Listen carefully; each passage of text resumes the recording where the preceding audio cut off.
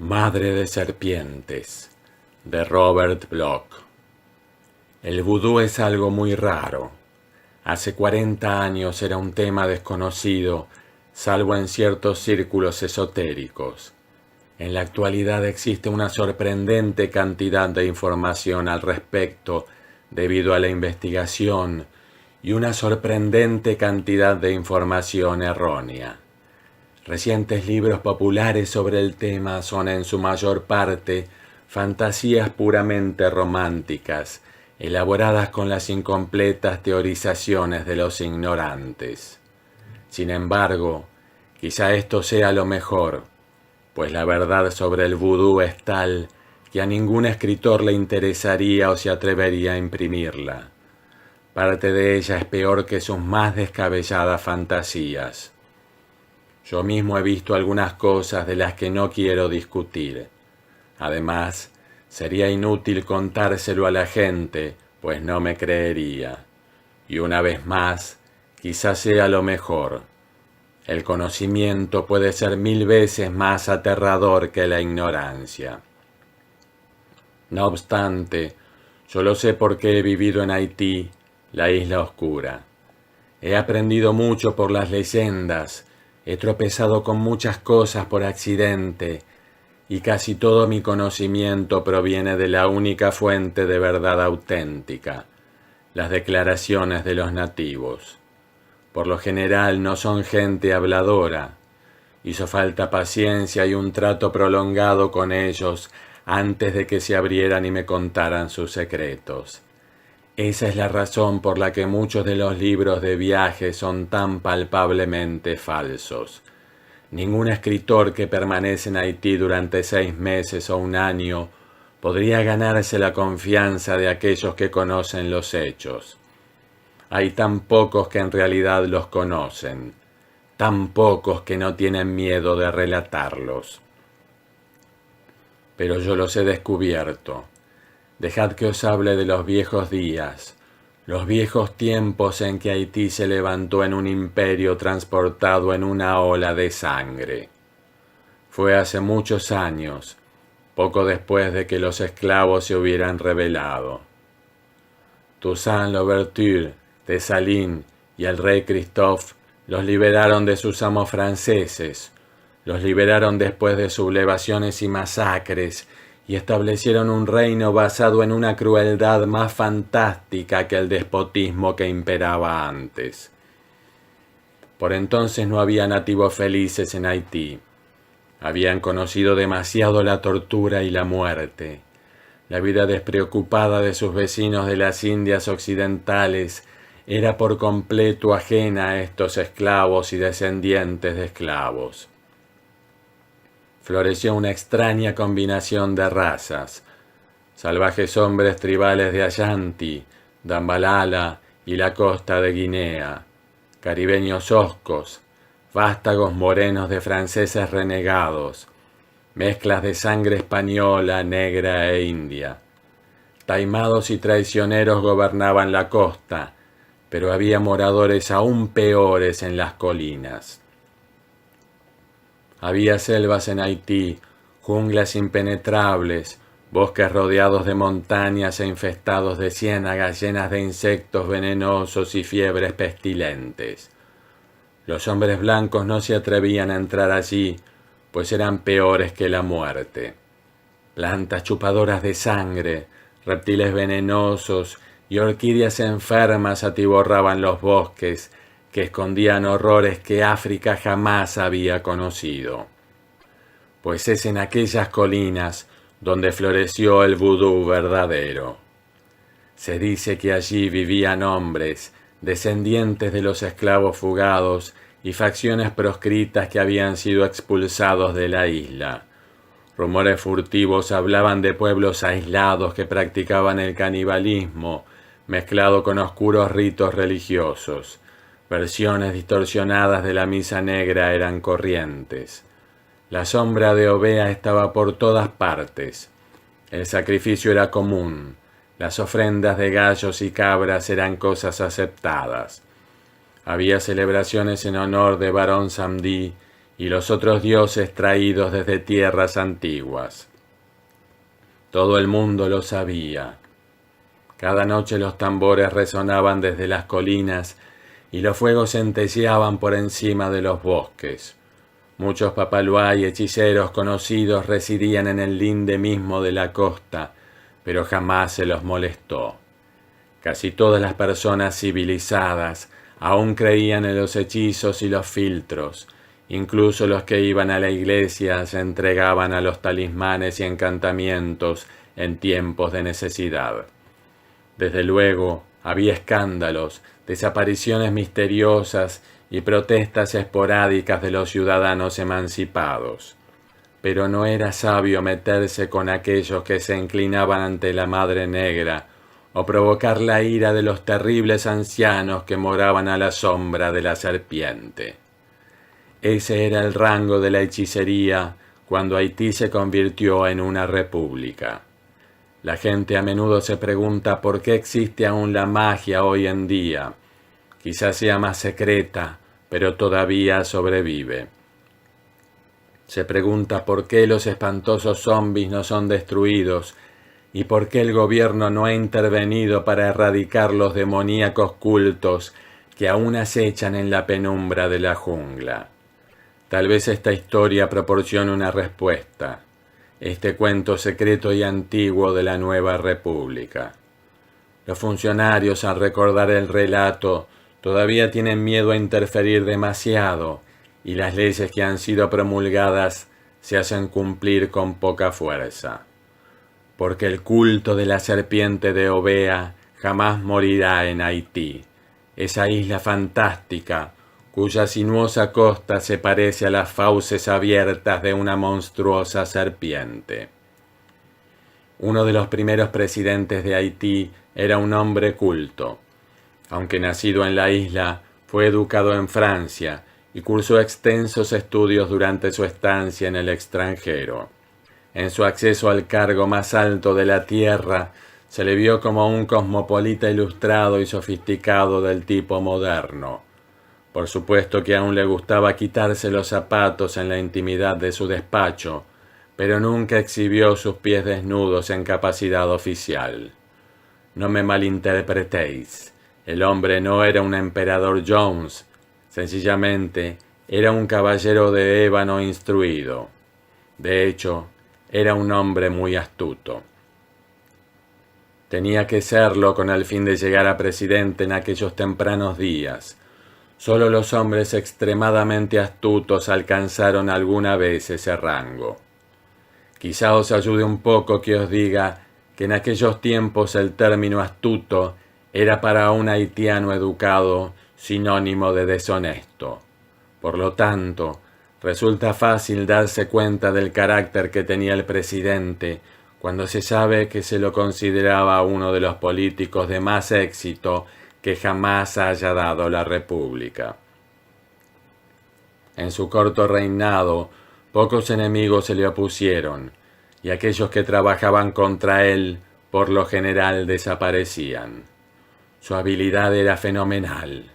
Tenía una perspicacia para las finanzas que le benefició mucho, es decir, le benefició tanto en su vida oficial como personal. Siempre que consideraba necesario subir los impuestos, también incrementaba el ejército y lo enviaba a escoltar a los recaudadores. Sus tratados con los países extranjeros eran obras maestras de ilegalidad legal. Este Maquiavelo sabía que debía trabajar deprisa, ya que los presidentes tenían una manera peculiar de morir en Haití. Parecían particularmente sensibles a la enfermedad, al envenenamiento por plomo, como podrían decir nuestros modernos amigos gángsters. Así que el presidente actuó deprisa en verdad y realizó un trabajo magistral. Realmente fue notable a la vista de su pasado humilde, pues la suya fue una saga de éxito al estilo del buen Horacio Alger. No conoció a su padre. Su madre era una bruja en las colinas y aunque bastante famosa, había sido muy pobre. El presidente había nacido en una cabaña de madera. todo un entorno clásico para una futura y distinguida carrera. Sus primeros años habían sido plácidos, hasta que a los 13 años lo adoptó un benevolente ministro protestante.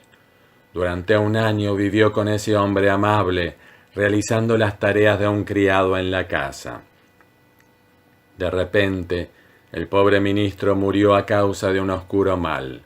Fue de lo más lamentable, pues había sido bastante rico y su dinero aliviaba gran parte del sufrimiento de esa zona en particular. En cualquier caso, ese rico ministro murió, y el hijo de la pobre bruja partió a Francia para recibir una educación universitaria. En cuanto a ella, se compró una mula nueva y no dijo nada. Su habilidad con las hierbas le había proporcionado a su hijo una posibilidad en el mundo y estaba satisfecha. Pasaron 8 años antes de que el muchacho regresara. Había cambiado mucho desde su partida. Prefería la sociedad de los blancos y la de los mulatos de piel clara de Port-au-Prince. Se sabe que también le prestaba poca atención a su anciana madre. Su melindrez recién adquirida le hacía ser dolorosamente consciente de la ignorante simpleza de la mujer. Además era ambicioso y no le interesaba publicitar su relación con una bruja tan famosa, porque ella era bastante famosa a su manera. De dónde había venido y cuál era su historia original, nadie lo sabía. Pero durante muchos años, su cabaña en las montañas había sido el punto de encuentro de adoradores extraños e incluso de emisarios extraños. Los oscuros poderes de Obeah se evocaban en su sombrío altar de las colinas, y un grupo furtivo de acólitos residía allí con ella. Sus fuegos rituales siempre brillaban en las noches sin luna y se entregaban bueyes en bautismos sangrientos al reptil de la medianoche, pues era una sacerdotisa de la serpiente. Ya sabéis, el dios serpiente es la deidad real de los cultos de Obeah. Se la adoraba en Dahomey y Senegal desde tiempos inmemoriales. Veneran a los reptiles de forma peculiar y existe cierto vínculo oscuro entre la serpiente y la luna creciente. Curiosa, ¿verdad?, esa superstición de la serpiente. El jardín del Edén tuvo a su tentador, ya sabéis, y la Biblia habla de Moisés y su báculo de serpientes. Los egipcios reverenciaban a Set y los antiguos hindúes tenían un dios cobra. Da la impresión de estar generalizado por todo el mundo ese odio y adoración por las serpientes. Siempre parecen ser reverenciadas como criaturas del mal.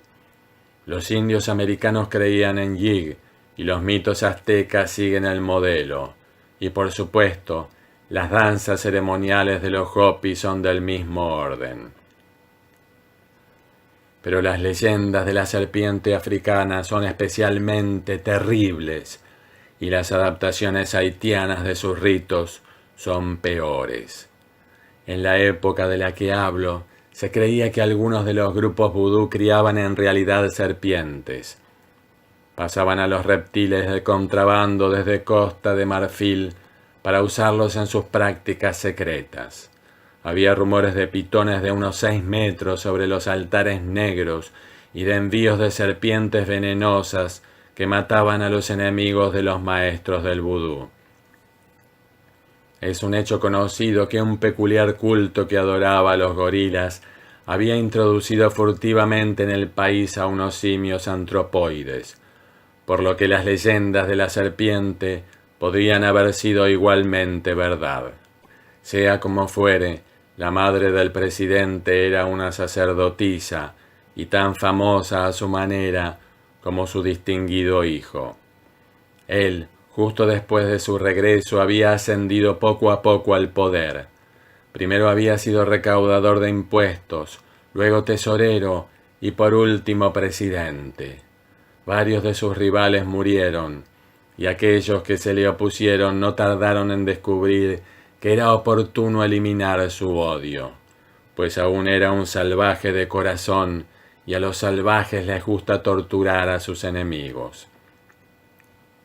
Se rumoreaba que había construido una cámara secreta bajo el palacio y que sus instrumentos estaban oxidados, aunque no por el desuso. El abismo entre el joven estadista y su madre comenzó a ensancharse justo antes de su subida al poder presidencial. La causa inmediata fue su matrimonio con la hija de un rico plantador mulato de piel clara de la costa. No solo la anciana se vio humillada porque su hijo contaminó la estirpe familiar, sino que se mostró más indignada debido a que no fue invitada a la boda. Se celebró en Port-au-Prince. Los cónsules extranjeros asistieron y la crema de la sociedad haitiana estuvo presente. La hermosa novia había sido educada en un convento y sus antecedentes se consideraban en la más alta estima. Sabiamente, el novio no se dignó a profanar la celebración nupcial incluyendo a su desagradable madre. Sin embargo, ella fue y observó la celebración desde la puerta de la cocina. Y estuvo bien que no revelara su presencia, ya que habría avergonzado no solo a su hijo, sino también a unos cuantos más, dignatarios que a veces la consultaban de manera no oficial. Lo que vio de su hijo y de su prometida no fue agradable. El hombre era ahora un dandy afectado y su esposa una coqueta tonta. La atmósfera de pompa y ostentación no la impresionó.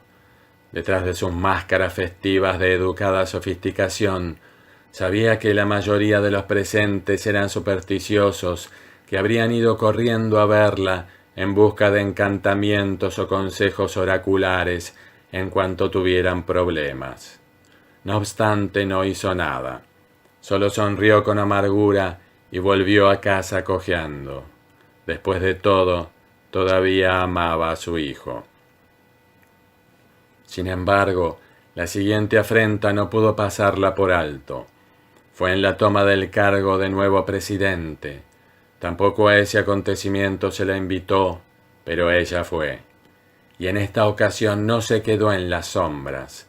Después de que el juramento de posesión fuera recitado, marchó con decisión ante la presencia del nuevo gobernante de Haití y lo abordó delante de los mismos ojos del cónsul de Alemania. Era una figura grotesca, una vieja pequeña y fea, que apenas medía 1,5 metros, descalza y vestida con harapos. Naturalmente, el hijo ignoró su presencia. La bruja marchita se pasó la lengua por sus encías desdentadas en terrible silencio. Luego, con tranquilidad, comenzó a maldecirlo, no en francés, sino en el dialecto nativo de las colinas. Invocó la ira de sus dioses sobre su cabeza desagradecida y le amenazó tanto a él como a su esposa con venganza por su relamida ingratitud. Los invitados quedaron conmocionados, también el nuevo presidente. No obstante, no perdió la compostura. Con calma, llamó con un gesto a los guardias, quienes se llevaron a la ahora histérica bruja. Trataría con ella después. La noche siguiente, cuando consideró adecuado bajar a la mazmorra a razonar con su madre, ella no estaba.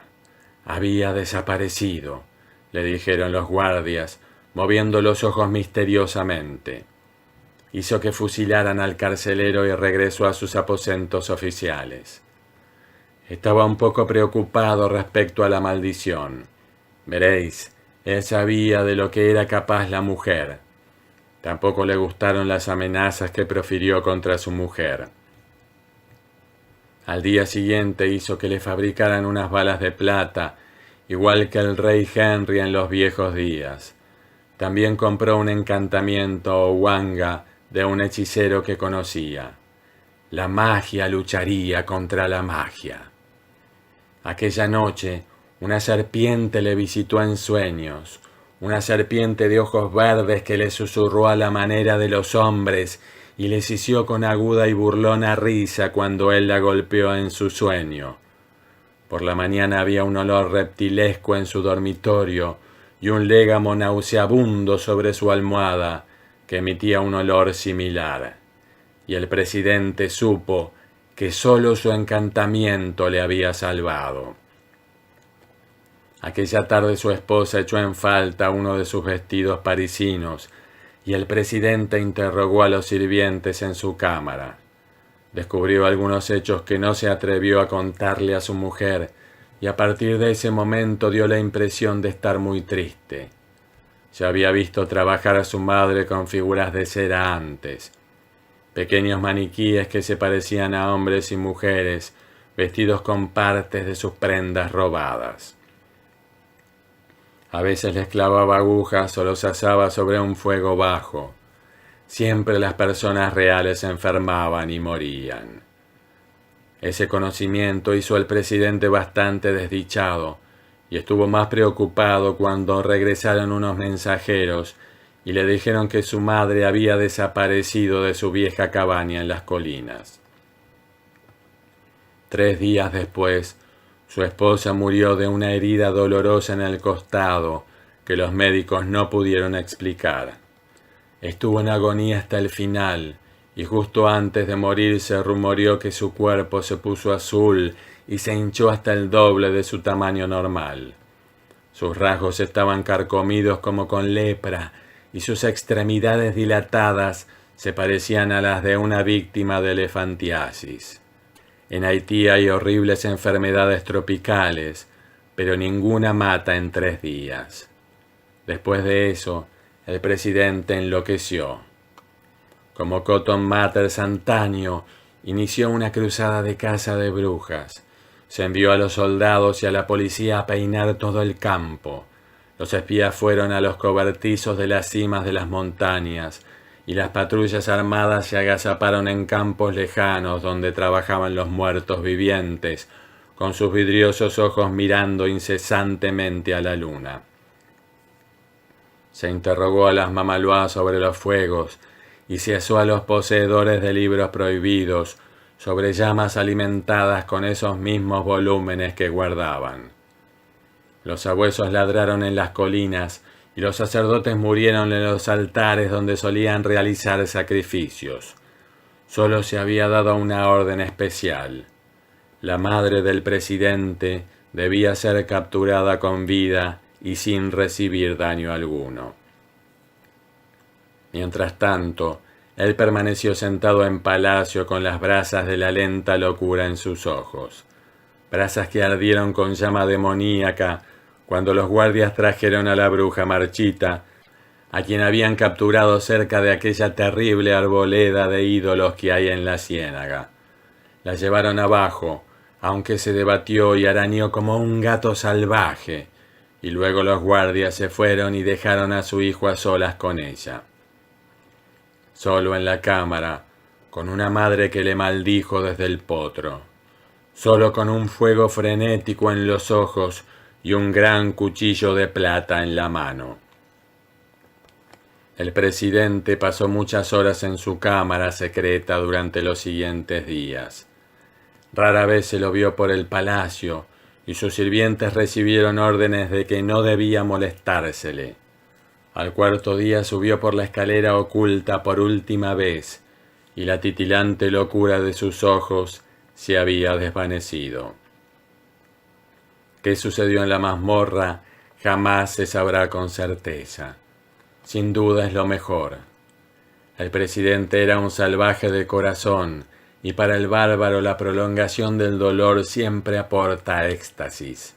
Sin embargo, se sabe que la vieja bruja maldijo a su hijo con la maldición de la serpiente en su último aliento, y esa es la maldición más terrible de todas. Se puede obtener cierta idea de lo que pasó conociendo la venganza del presidente, ya que tenía un sentido del humor lúgubre y la noción de la retribución de un salvaje. Su esposa había sido asesinada por su madre, quien creó una imagen de cera de ella. Él decidió hacer lo que sería exquisitamente apropiado. Cuando subió por la escalera aquella última vez, sus sirvientes vieron que llevaba con él una vela grande, hecha de grasa de cadáver, y como nadie vio nunca más el cuerpo de su madre, hubo conjeturas curiosas respecto a cómo la había conseguido. Pero también la mente del presidente se inclinaba hacia las bromas macabras. El resto de la historia es muy sencilla. El presidente fue directamente a su despacho en el palacio, donde depositó la vela sobre su escritorio. Había descuidado el trabajo en los últimos días y tenía muchos asuntos oficiales que atender. Permaneció sentado en silencio un rato, mirando la vela con una sonrisa curiosa y satisfecha.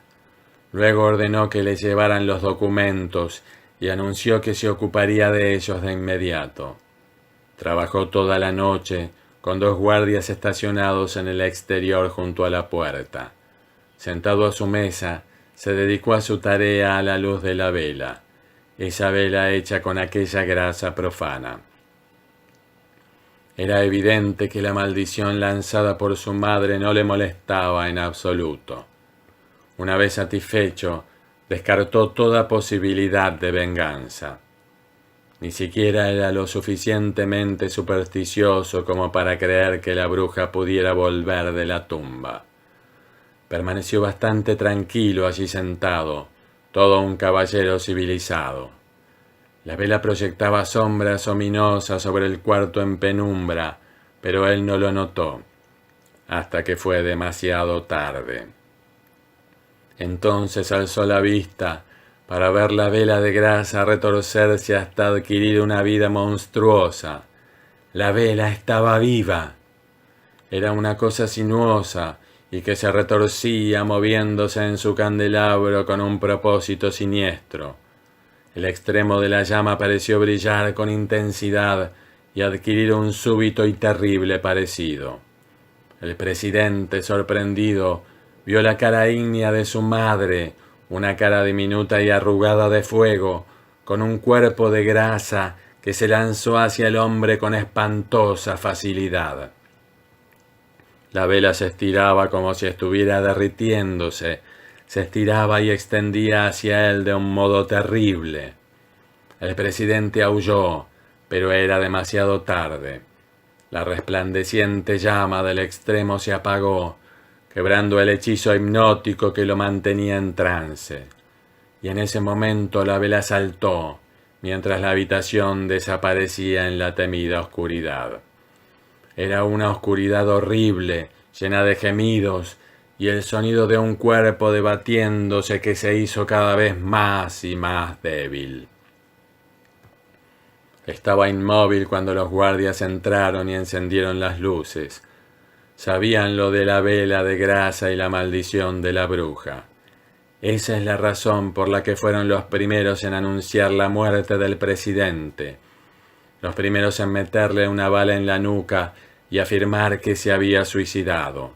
Le contaron la historia al sucesor de la presidencia, y éste dio órdenes de que se abandonara la cruzada contra el vudú. Era mejor así, pues el nuevo gobernante no deseaba morir.